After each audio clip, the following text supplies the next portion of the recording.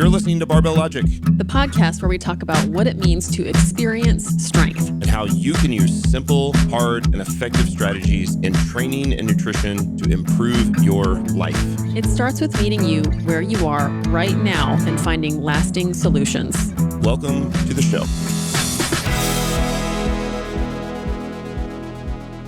All right, everybody, welcome back to Barbell Logic. I'm Niki Sims, joined by the man himself, Matt Reynolds.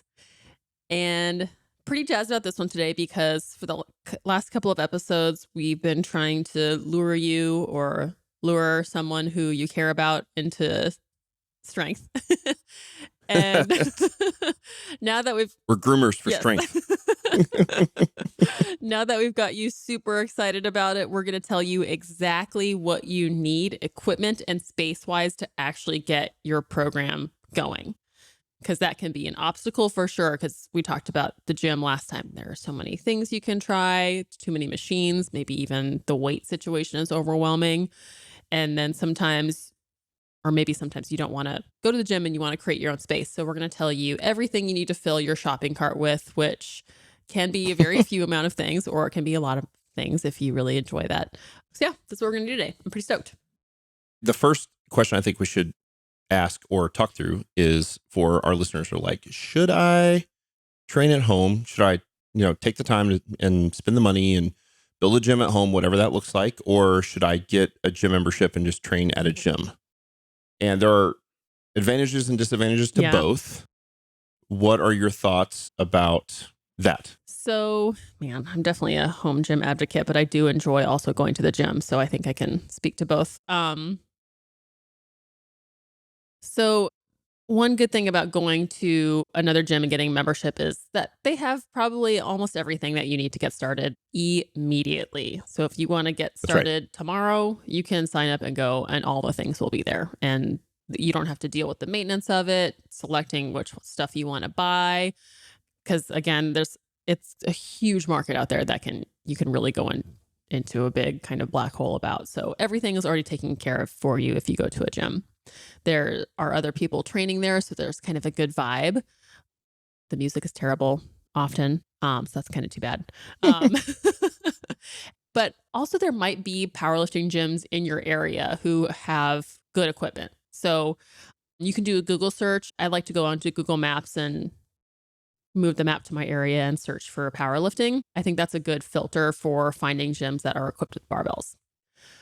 If you are going to lurk around for a Globo Gym, there's a little more detective work you have to do of going to it on Google, going to the website, looking at it on Instagram to make sure that they have a squat rack. And like Matt was talking about on the last episode, ideally bumper plates so that you can deadlift 9 inches off the floor without having to put on little plates.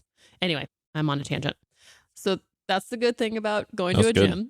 Yeah. Do you want to do yours about the good things about going to a gym? No, I mean, I would, all of those things are exactly it. I would say the big advantage of going to a gym, especially this time of year, is that there's usually January deals, February, beginning of the year deals. I would say any gym that makes you sign a long-term contract is probably not a great gym. Searching for powerlifting gyms or strength gyms is a great place to start. That doesn't mean you're trying to be a powerlifter, that they're going to try to turn you into a powerlifter. Most gyms at this point that are powerlifting gyms are usually pretty good gyms. They have good equipment. They have good barbells. They're going to be focused around, power racks, squat racks, things like that. So it's a great place to start as well. They typically allow chalk. They'll definitely, if they're a powerlifting gym, they'll definitely allow chalk, which is one of my It's one of your one kind rules. of one rules. One of my one rules, right? So if you're like, okay, is it a good gym? Do they supply chalk? If the answer is yes, then it's probably a good gym. It's probably fine. If they don't allow chalk at all, probably not a good gym. And if they allow chalk and have clean floors, very good gym. Excellent gym. Excellent gym. Yeah, and then for Globo gyms, and by the way, like we don't have any affiliation with any Globo Gym or anything at all. Like when we travel, we look for Lifetime Fitness, right? Is it Lifetime? That's where we go? Yeah. And they're really nice. And they all have a bunch of squat racks, and they always have bumper plates. And they don't have the best barbells in the world. They don't have chalk. And they don't have chalk. But you can bring liquid chalk, or I think we've got a chalk video out on YouTube that you can see. You can put a little block of chalk in a Rubbermaid container and put it in your gym bag and be fine, right? So not to get ahead of ourselves. So Yes, the general answer is for a gym. The big advantage to a gym in general is that you can start right now today, and almost everyone has access to a gym that's got decent equipment, squat racks, barbells, and things like that to start And with. they'll at least have a place to bench press.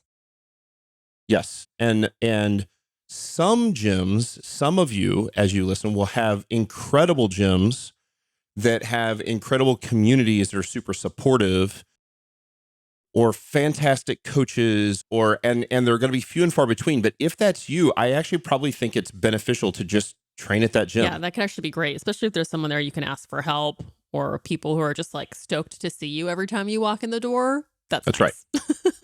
That's right. Now, for most of the rest of you, and I think I would speak for you as well. People who are not stoked to see me when I walk through a door. Right. Long term, for the long term benefit, I am definitely going to be pro home It's gym. the best thing in the world.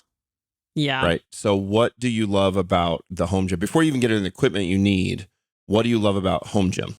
Love the home gym because when I walk in there, there is no one else in there. If there's someone else in there, it's a scary situation. I need to call the cops. But That's right. like, I get full reign of the space. I can put whatever music I want on. It's open 24/7. I never get the opportunity to talk myself out of going because it's going to be too crowded. It's just so accessible, and there's just unlimited opportunities with what I can fill it with to make it my own space. I freaking love it. Yeah, it's yours. Yeah. That's the first biggest piece is it's yours. Like, if you do this for the long term and you decide that you're in, you get to choose whatever squat rack you want to put in it. You get to choose whatever barbells you want to put in it. Customize your platform. That's right. Not just bumper weights versus Right. iron weights. What type of bumper plates? What type of iron plates? Like what, right?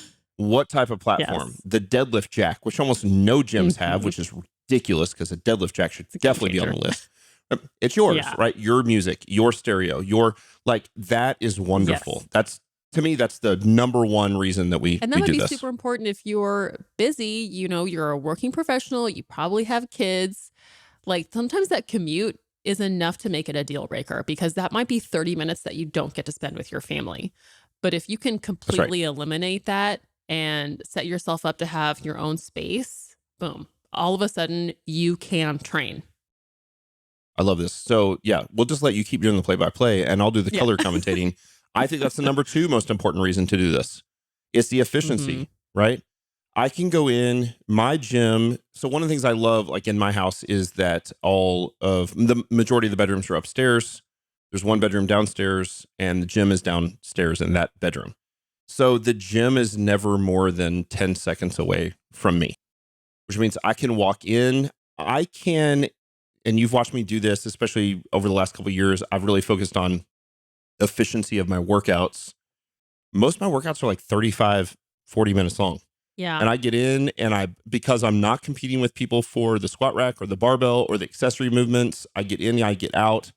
And so the entire process of preparing for the workout, changing into my workout clothes, training, rinsing off in the shower, and putting my normal clothes back on is 1 hour.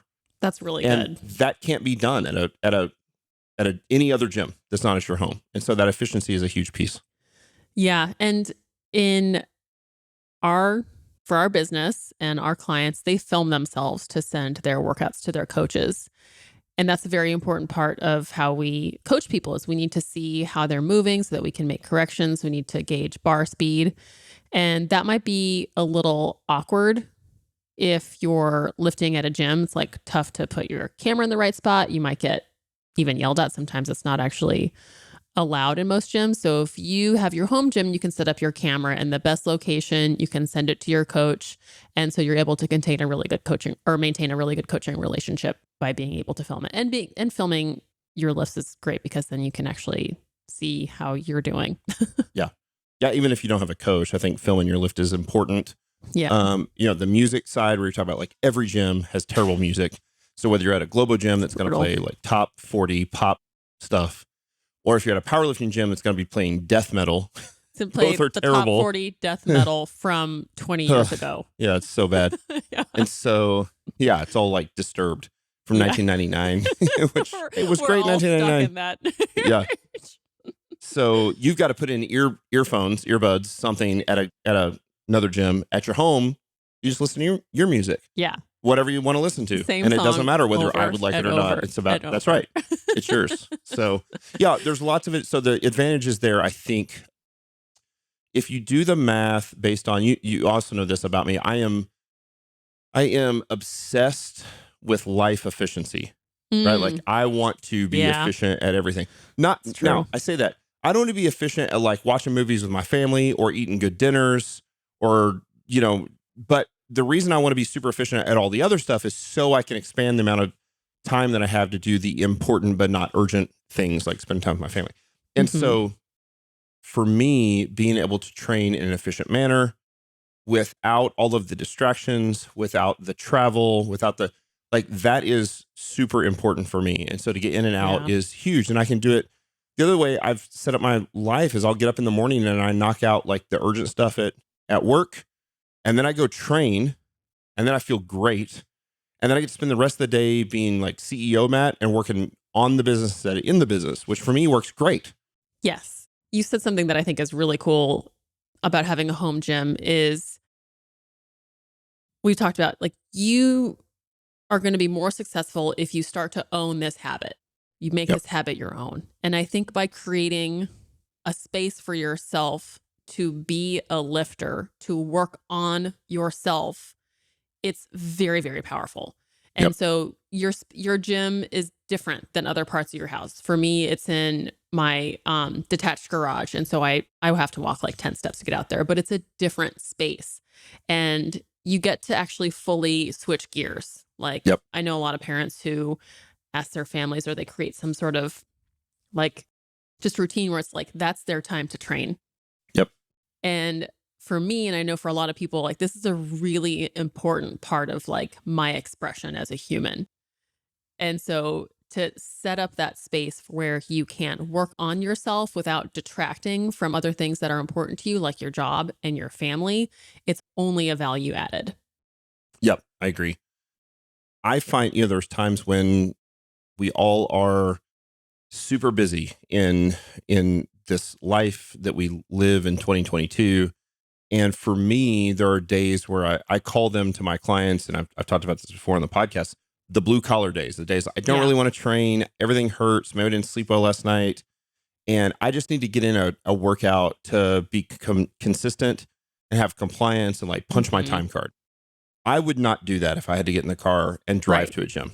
Especially if you live in a place where it's cold, also you'd be like, That's right, which you yeah, don't because you're in Orange County, but I do. And right. so Big Rachel and deal. I can sit and go like, man, I do not want to squat and deadlift today. Like, let's squat and deadlift tomorrow, but let's get in something good today. And so we can go in there and go like, we can do 15 minutes of high intensity interval training or accessory movements or something so that we did something that I would have never done if I had to go to a gym. Yeah. And So so I important. I love that. I love it. I also love that I get to model it for my family here, right? That's another big piece of That's this. I don't get to do that huge. when I go to a gym. My wife Yes. and I train together. I don't, I'm not telling everybody to do that. I know it doesn't work for everybody, but we love training together. And she's a pretty good coach, and I'm a pretty good coach, and we're careful about the way we coach each other Yeah. because, it's hard to separate those lines. And mostly we're just really encouraging to each other. And when somebody really wants coaching, which is usually me asking her to coach, I'm like, will you please watch my form on squat? Because I want to actually have feedback. And she's like, she doesn't as much. But I can do those things with her. We can lift together. It's a version of quality time that we have. We have lots of things that we do that are quality time, but we also get to model it for our girls. And certainly me training probably doesn't make as big of an impact on my daughters on their specific lives, but them seeing mom do it does. And I love that. them seeing me do it actually impacts like the guys they associate with. The boys, like they're one's Yeah. almost 17, one's almost 12. And if they see some guy that like all he wants to do is play video games, he's not active, he doesn't lift, he doesn't work out, he doesn't play sports, he doesn't do those things. They are like, like Hmm. so I'm not saying they want somebody that's like their dad, but there's enough that's like, yeah, like we're not really into like the 135-pound scrawny guy. And so I It's think really you're able to just difficult to model that. do. So, and you can't at a gym. No, yeah. We see so many great videos of our clients who are lifting and their kids are there cheering them on. And it becomes this really special family affair. It's amazing. Yes, agreed. So Yeah. I Okay. think we would both agree that there is an advantage if you haven't started the process of strength training and experience strength. There's definitely an advantage to be able to just like join a gym and start today. And with all of the gyms that are out there these days, you should be able to join one that's got all the equipment you need. There's a one that's focused on purple equipment that doesn't tend to use barbells. I would steer you away from that one. Just go for the pizza. Yeah, that's right. And I would steer you away from any gym that forces you to sign a 2-year contract. Yeah. That was the model for many years, and it shouldn't be anymore, right? So it shouldn't be a long-term contract. So that for many of you, you might join a gym this month while starting to work on putting your own gym together. And when your own gym gets put together in 3-4 months, however long it takes, then you're able to transition over. By the way, in 2022, we've seen all sorts of supply chain issues, Yeah. COVID, and where the economy is right now. And so it's not like it was pre-COVID where I could go to some of these equipment manufacturers, especially the ones in the US, like Rogue Fitness or Elite FTS or whatever. And again, we don't have relationships with any of them, but I could order an entire, as a matter of fact, I remember when I sold Strong Gym and I built my home gym at home. I went on vacation with my family for Christmas and New Year's to South Padre Island. This is back in 2015. And I ordered an entire home gym. I mean, like $16,000 worth of stuff. And it got delivered the day I came home from vacation. So, I mean, it got 10 days later. It was actually overwhelming the amount of stuff I had to put together. Yeah. And the It's a lot of boxes boxes to open. but you can get it fast. You could get it fast. You can't now. Things are Yeah. slow. And so joining a gym is definitely advantageous. But for the long term, as you look at those efficiency pieces and you start to go like, man, the value of my time is worth X, right? For some of you, that's going to be $20 an hour, $25 an hour. For some of you, it's going to be $200 an hour. Yeah, that's a really good point. Every single workout I do at a public gym adds an hour to my day. It's a 20-minute commute. I got to check in. I got to go to the locker room. I got to put my stuff in a locker, and then I get started. And sometimes I have to wait for a squat rack or compete with other people for the equipment. And then I got to go get my stuff out of the locker room and drive back home. And you're like, how long does that have to take before you spend a few $1,000s to build your own gym at home? With better equipment. And stuff that lasts forever and stuff that's has an extremely high resale value. That's the other thing. Almost everything you buy in this, if you buy high quality equipment, you can turn around and sell for 90% of what you bought it at retail. Yeah, it's crazy. The Craigslist, Facebook Marketplace market for gym equipment is hot. Yeah. Well, yeah. And that's not, for an evergreen piece of content, you can always sell it for 90% of what you bought it. In the world of COVID and supply chain issues, you can often sell it for more than what you bought it for. Yeah. Which I would not suggest. I'm not a big black market, like jack up the price, but it's a pretty good investment. Yeah. It's certainly not like buying a brand new car and driving it off the lot and having it be worth 30% less than it was when you bought it 5 minutes ago, right? That's not going to be experienced. So not everybody has a spare bedroom or a room in their garage or, just this room that needs to be filled with iron and wood. How do you think people can help decide where to put their rack and weights? Well, so I love, and I know you do too, I love kind of designing gyms. By the way, that's another big piece of it. You get to design your gym. You get to do whatever, right? Like your platform, and if you want to put decals on it or have the colors in there, like you can do all kinds of cool. You got all kinds of, you got decals, you got lights, like, like LED lights and all kinds of cool stuff. But I also like designing gyms in some of the smallest spaces possible for efficiency because I think it's super fun to do. I've thought about this even as a gym owner. If you opened up like a 800 square foot spot, like how well could you design a really small spot if you had a public gym? But you could actually train. I think you can train in a spot that's 4 feet deep by 8 feet wide. So minimum you need 4 by 8, and that's pretty small. Mm-hmm. But you can do it on 4 by 8. So if you have 4 feet by 8 feet, you can, in a bedroom, in a garage, in a basement, even outside, you can do it outside on a porch. You can put in a 4 by 8 is what a normal size piece of plywood or OSB is. You can put that down as a platform to protect your floor. Certainly, I would rather have 8 by 8, right? Or even 12 by 8, but smallest, you go 4 by 8. They now make either squat stands, which are just an individual set of verticals, that you can squat out of that you can still attach safety pieces to the squat stands. But they also, almost all the equipment manufacturers now make the squat stands that actually fold up against the wall. Yeah. So you can actually, if you have a garage, so if you're listening to New York City, you don't, so this won't work. But for all normal people who live in normal places, then you can, even if you don't have room in your garage, you can actually have one that folds up in front of your car. You can back your car out, you can fold it down, and you have a little 4 foot by 8 foot spot and still squat. And then all you really need is a squat rack, which could be a single set of squat stands, one of those foldable squat racks, or a full one that's got 4 big vertical posts, which could be the cage, 2 feet deep, 3 feet deep, 4 feet deep. Yeah, they're called a cage. Could be, I think mine's 6 feet deep, right? Because I've got even extra verticals on it. So you can do whatever you want to there. You need a squat cage. You need a barbell, right? Which a barbell, I like Rogue Fitness. There's a lot of good barbells out there, good quality barbell, the Ohio Power Bar or something like that. There's tons of stuff you can find. By the way, Garage Gym Reviews is excellent for this. Yes.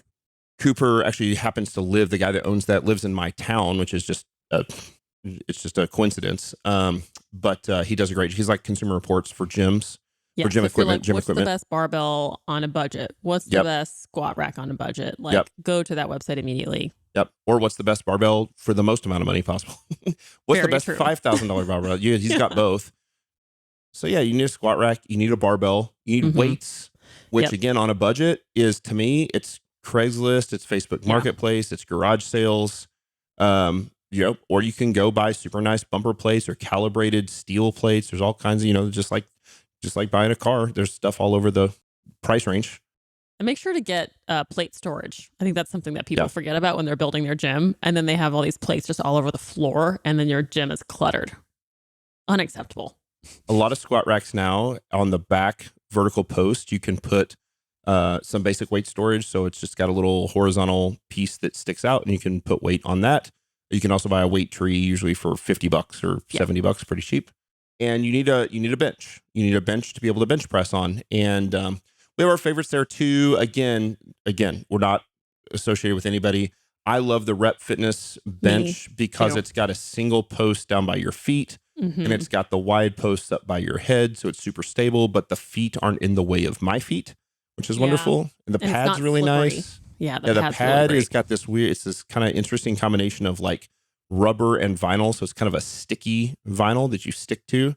Yeah, it's a pretty wide pad without being, they make some pads in strength training, like the Thompson wide. It's super wide that I don't like. Can't even like get your arms down all the way. Yeah, I'm like laying on a king size bed. I'm like, yeah, it's too wide. I don't like that. I mean, some people love it. It's fine. Or it's really thick, but I love that Rep Fitness bench. And same. So it works great. Get some collars. You need, for major pieces of equipment, you need a rack to squat in or a cage to squat in, a barbell, weights, and a bench. That's the absolute basic for barbell lifting. Now, we talked about this last week. You actually don't need anything to start at home. You can actually start with a before barbells type program. You can learn how to squat out of a chair. You can hold heavy, dog food bags and milk jugs and whatever. That's fine. Like, you can start to procure this. So even if you decide, I'm never going to join a gym, I want to start building this from home, you don't need to wait for 2 or 3 months until the equipment comes in. You can start today, right now, with before barbells type stuff. And if you're going to piecemeal it that way, like, get your bar first. Yep. Get your plates. Because you can do a lot with just a bar and plates. Ideally at the same time. Without having the rack. Like, you need a rack for your bench press and your squat. But if you have to prioritize because of your budgeting, get those two going first. Yep. There are actually, and I'm not recommending this, and do not hold me liable, since COVID hit, and there's been a tremendous reduction in, supply chain issues been massive. So a reduction of supply of squat racks. There are a lot of pretty cool plans on the internet for wooden squat racks that you can build out of 2x6s or 4x4s that you put together now, and you can put them down in, you can either build a base or you can put them in a big 5-gallon bucket with concrete or something. You can do that as well to get by for a short period of time. Again, it's a temporary piece.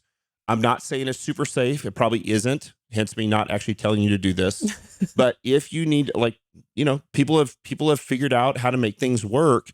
And I think that's what you have to do. If you've decided to commit to strength training, you decide, like, okay, I'm going to make it work. I'm going to do what I can and put it together now. I used to build equipment all the time. I built a reverse hyper in my squat rack. I've seen you've been Oh, doing cool. reverse hypers with bands. I need to show Yeah. you how to. You can actually just build put a wooden platform on your 2 catch pins, and then Yes. you can just go literally buy pipe at Lowe's for like $15 or Home Depot and make a swing arm that hangs off of your catch pin on your Yeah. squat rack. Lay on the platform and it swings like a reverse hyper. So we Yeah. made stuff like that. We were Totally. poor college kids. So yeah, you could start with nothing and you can start to procure stuff and you get yourself a barbell and get yourself some weights and get yourself a rack and then get yourself a bench. And then you got the minor things, right? Which is like you said, collars, which hold the weights on the barbell. The spring collars, if you did start working in a Globo gym, you know just how crappy those spring collars are. Spring collars are terrible, right? But they're free or cheap. And so they do work. And you can go all the way up to, like, I use the Rogue aluminum. I think they bought Oso a few years ago. And they're these beautiful aluminum, and they're like $50 for a pair of collars. And people will be like, you spent $50 on a pair of collars? Man, but I'll never buy another pair of collars. If you're just also, everybody who knows, you're going to develop some neurotic tendencies when you become a lifter. Yeah. Yes. Your weights shifting down on the bar when you're deadlifting is so incredibly annoying. Good collars are worth it just to prevent that. I'll tell you a neurosis that I have that Niki Sims does not have. I know because she does this incorrectly every time she trains at my gym. I totally know what you're going to say. I have these nice bumper plates that have bolt heads on one side of the plate, and the bolts always need to face on the inside. Bolts to the inside. Bolts to the inside.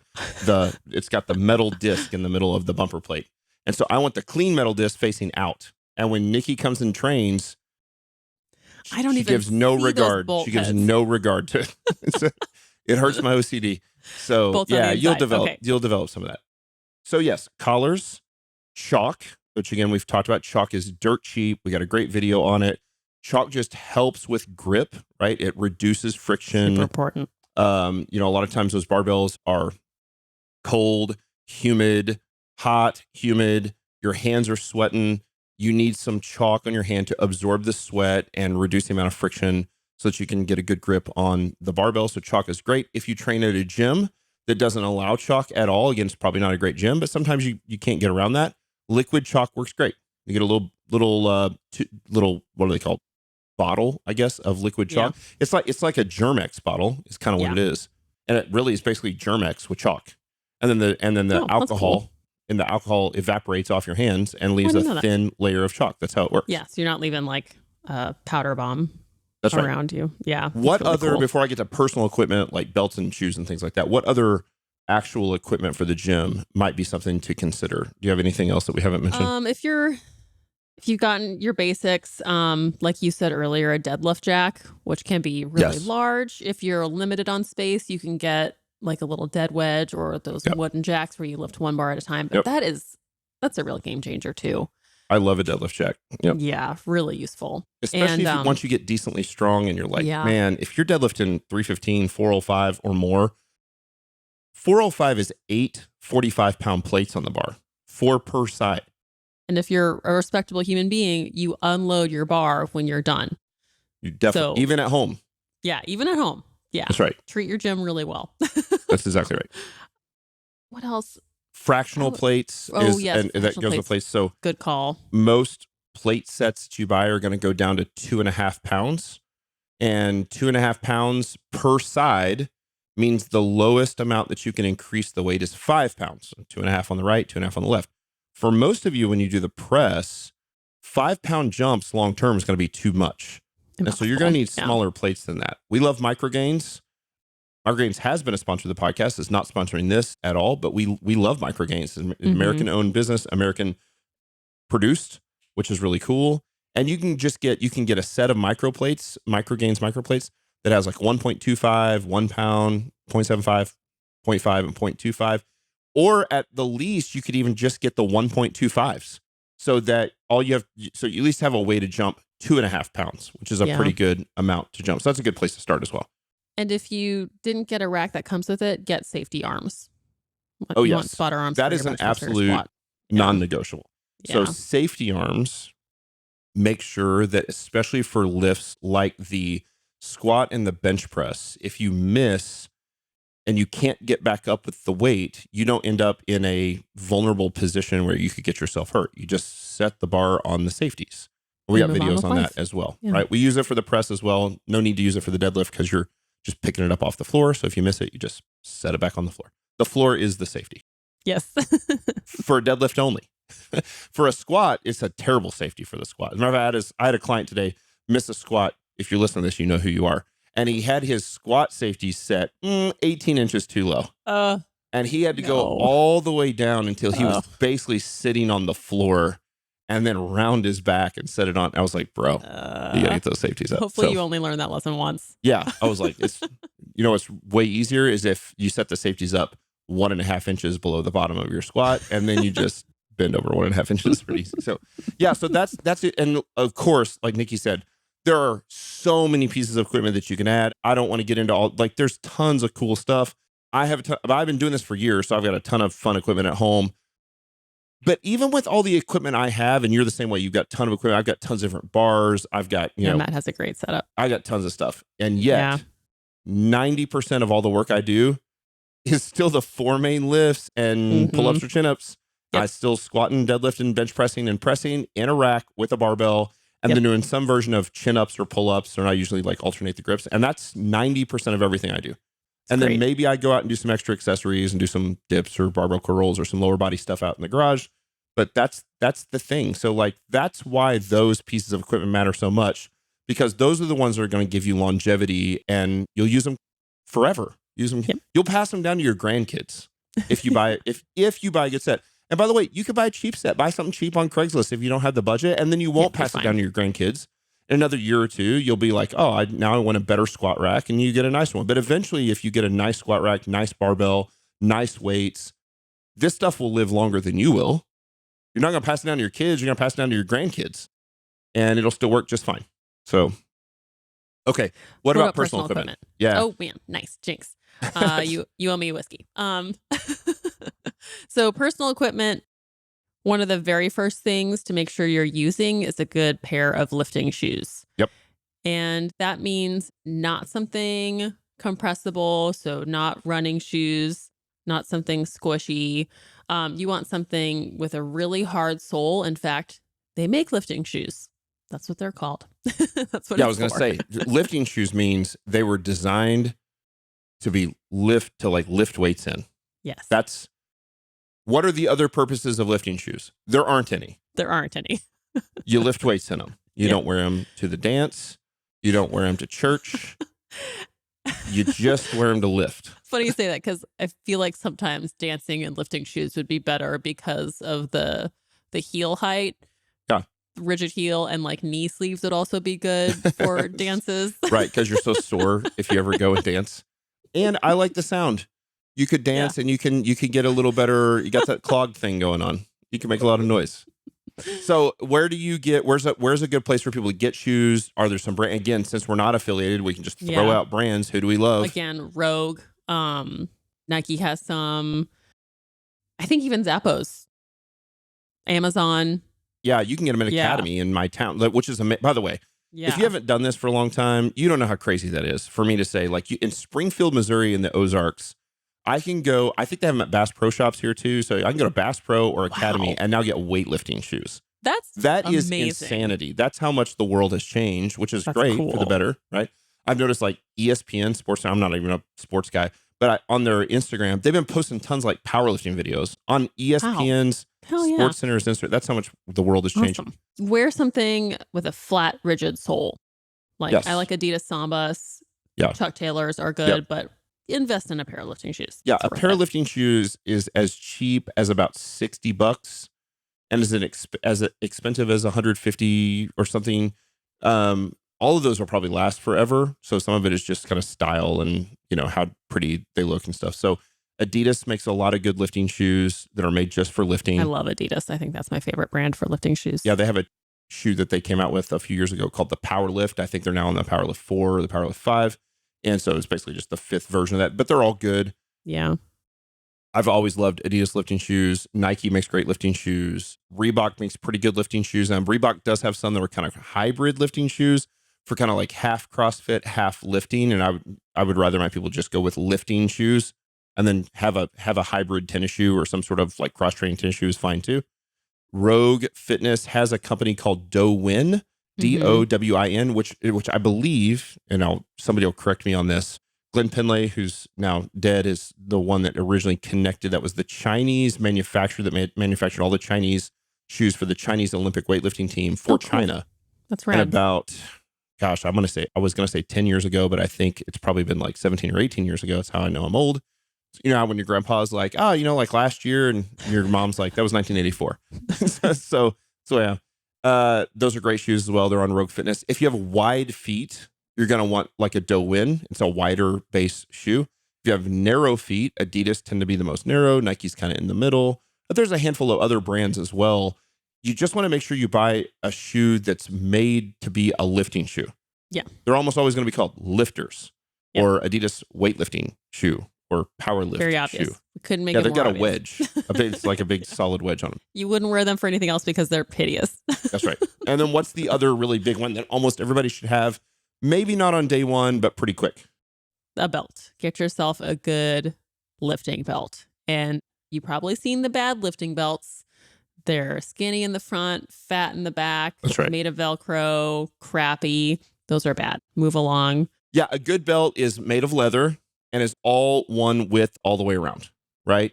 And you could go with a 4-inch width belt or a 3-inch width belt. There's advantages to both. If you tend to have a really short torso, some people like the 3-inch. You have a really short torso and you use a 4-inch. So they're fine. 3-inch versus 4-inch are like those things that people get in arguments over that don't really matter. Yeah, you kind of get used to what you want. Yeah. As opposed to like a nylon belt versus like a real leather belt. Just buy a real leather belt. It's the same width.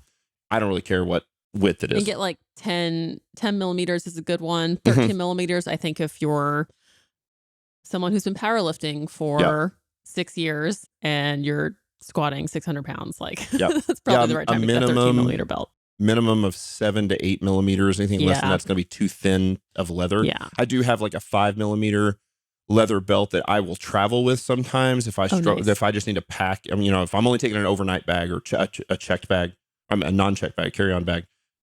I was actually just talking to Rachel this morning, and we're going to Mexico next week. And I called the resort that we're going to because they have a legit gym with barbells and a spa and stuff. And but I've been there several times since COVID, and it's been closed because of COVID. And I called them and I was like, I just wanted to check to see if the gym is open. And they were like, yeah, it is. And I was like, wait, the big one, the nice one with the spa? And they were like, yep, it's open. I was like, yes. So now I started putting my stuff over. I was like, all right, because I needed to know if it wasn't going to be open, I would have just taken my cross training tennis shoes. I wouldn't have taken a belt at all because they still have a little like hotel gym with like dumbbells and stuff. But since there's a real gym, like I'm taking my shoes, I'm taking my knee sleeves, I'm taking my real belt. I'm a lift, you know? That's great. And so that, it makes a difference. So yeah, belts are good. Team buckle or team lever? I'm team lever. So there are, first off, again, lots of good belt companies out there, lots of American-made belt companies out there. We love Dominion Strength. They have been a sponsor of the podcast, which for short could be Poncer. They have done that as well in the past, but they actually didn't pursue us. We pursued them because we love their belts so much. Yeah, they're great. American made in outside of Orlando, Florida. The owner, Blake, makes all the belts there, and they're super high quality. Yeah, they've been on the podcast a couple times, actually, Blake and Katie. So just a great company, but there's lots of good companies that make great belts as well. Dominion Strength tends to have a little faster turnaround than most. If you order a belt, or if you think you're going to need a belt, you probably need to order one ahead of time because almost everybody at this point, it's going to take 4-6 weeks. For some of the other companies, sometimes it takes 3 months. Yeah. It takes a while to get a belt. One thing you can always do that I tell my clients to do when they need a belt is to email Blake or email an owner of a belt company and say, what belts do you have in stock right now? Because sometimes you're like, well, I really want the purple one that's the special or whatever. Like, cool, that's a custom belt. It's going to take 3 months. But if you're okay with a non-custom belt that's still just as high quality, but maybe it's not the perfect color that you want or whatever, then you often can get it in like 2 weeks. So I would suggest emailing the owner or the customer support and asking if they've got something in stock that they can get out quick. Yeah, I think Dominion even sells on Amazon. Who does? Dominion. I think Dominion, yeah. Yeah, I think other stuff's more advanced, right? So there are things like if you got creaky knees and your knees hurt, Knee putting on some knee sleeves. sleeves, great. Yeah. I love wrist straps, things like that. Again, we have videos for all of those, and I'm sure we'll talk about those in a future episode. I really want to keep this to the basics. So what basic equipment do I need? Again, squat rack, barbell, weights, bench, right? That's it. That's right. Yep. Maybe some chalk and some collars. Yep. What personal equipment do I need? Shoes, belt, right? Are there other things available? Oh, mama, there's tons of stuff available. But start with the basics and go from there. And then, make that decision or lay out a plan. Where am I going to train today? Where am I going to train tomorrow? If you're going to commit to home and you don't have the equipment yet, start a non-barbell program right away, a bodyweight program right away, like before barbells that we offer at Barbell Logic, or start with barbells, or go with the transition method, which is I go to the gym now while I'm building my own home gym and then transition at time, or find a great gym to go to and train at and make that your home and be part of the community and invest in the people. And that can pay back in very high ROI as well. And I think the theme with whatever method you choose is make it easy to get to.